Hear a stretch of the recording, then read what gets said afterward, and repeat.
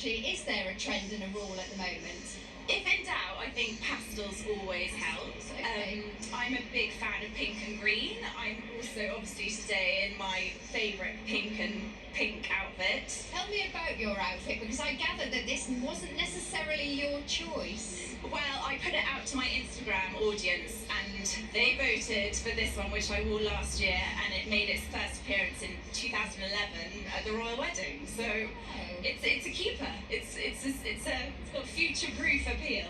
That's the main thing. And that's what's so wonderful as well. We were speaking about this on Wednesday, weren't we, about sustainable fashion. But now there's cachet in wearing something that you've had for years. I like your mention of cachet. Yes, there, I see what you're doing. Yeah, I think there's a new pride in wearing items that you have owned over a period of time, that kind of grow and evolve with your own style, and it's even better if you feel like they still have wow factor every time you bring them out.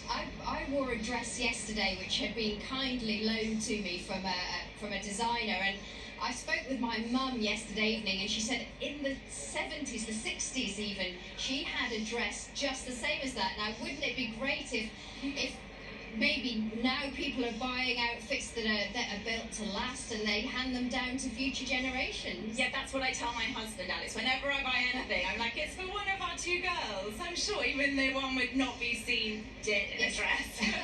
Yes, we do need that extra wardrobe space. And yes, we do. And it particularly applies to jewellery as well. Yeah, we need to commandeer it. And tell me about your private clients. What have people come to you and said that they've wanted to wear this year? I think there's been, do you know what, there's no one set rule. I always go on their character. Obviously there's lifestyle, and I always say, I want you to think about when you get home from Ascot, how will you feel about that piece?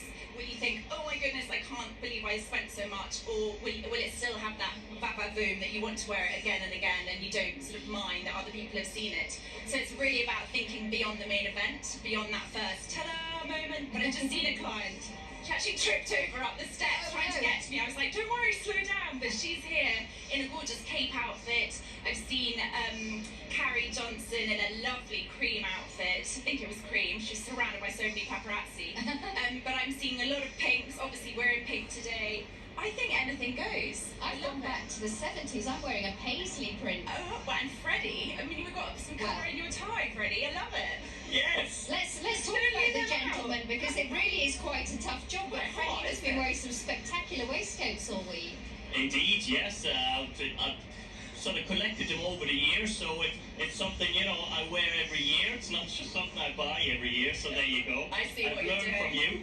Well, Freddie is very dapper, I have to say. I think he's one of our better dressed Sky Sports racing presenters, and he does take great pride in his appearance. And I have to say, he once told me off for wearing a smartwatch rather than my actual smartwatch. It's the icon. You can see the polka dots. It's a beautiful classic approach to polka dots with the boater style hat. And that's stunning, isn't it? Yeah, Catherine looks amazing. I mean, she looks amazing in anything, to be honest, but she's growing in confidence, and I think that's shown with her experimental side, but also, I think I mentioned it the other day, never wanting the clothes to detract too much from the role that they have.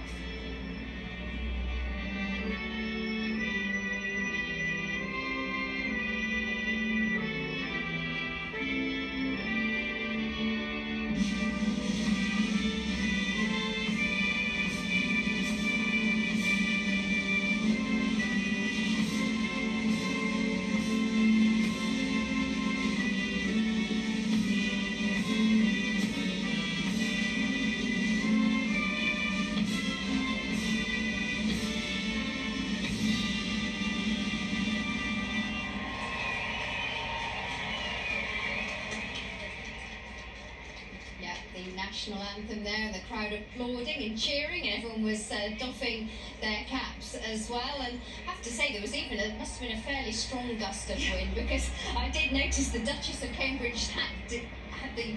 It nearly came off, didn't it? It did, very nearly. Oh, the pressure. Yeah, the pressure. I imagine there's probably a fair old breeze going up the track. Actually, quite interesting how strong the breeze is when they're racing as well. But It looks a fabulous sight as always, and they will be coming into the paddock here shortly. I don't you eagle-eyed viewers may have spotted Mr. Nico de Boinville, our leading jump jockey, who has got the honour of riding up in the carriage this year as well, and it's great to see him enjoying a day at the races.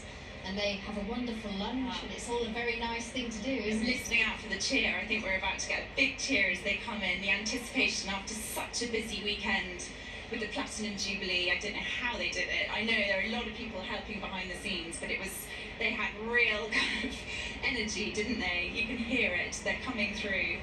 I do think there is a pressure on the men as well, but I have to say, my husband thinks Prince Charles is the best dressed man in the world. And I think William is following suit wonderfully. I particularly like his old barber jackets when he wears those. That's my sort of style. But yes, there will be a cheer as they come in to the paddock now. Of course, we don't have Her Majesty the Queen, but everybody thrilled to see the Duke and Duchess of Cambridge. And on closer inspection, I think that's a sort of chocolatey brown polka dot as opposed to a black polka dot, isn't it, Ginny? It is indeed a deep